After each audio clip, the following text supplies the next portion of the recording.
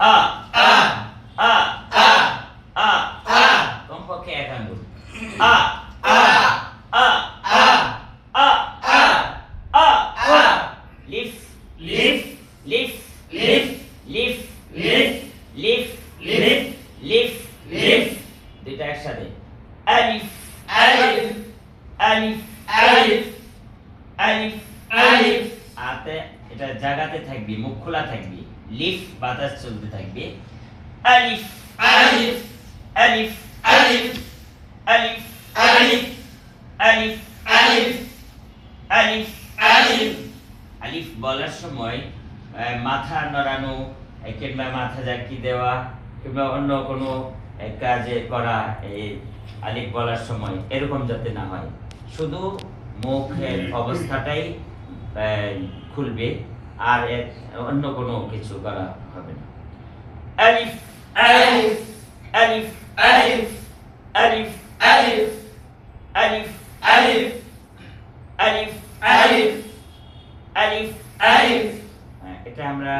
লেখার সিস্টেমে যদি আমরা করি তাহলে আমার মনে হয় একটু সহজ হয়ে যায়, মনে থাকবে। আলিফ মিম তা বা তা সা ফা কাফ, এটা অনেক সময় এই দিক থেকে একটু দেখা যাচ্ছে বলতে গিয়ে মনে থাকে না, এটা একবার সহজ পদ্ধতি মনে রাখার জন্য। তারপরে আমরা বলতেছি যে আলিফের পরে মিম আসে, যেহেতু একটা অক্ষরে চারটা লেখা হয়, এই জন্য সহজ পদ্ধতিটাই। মিম বলার সময় মুখটা বন্ধ করে রাখবো, শুকনো অবস্থা মিম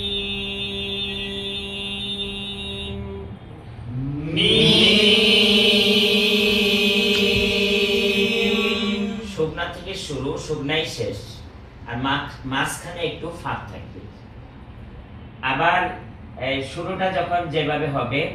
এইভাবেই আবার শুকনাতে মিলে যাবে। মিম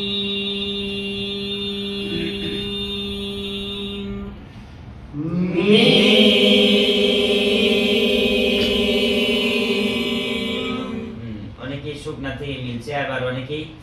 শুকনা ঠোঁটটাকে টেনে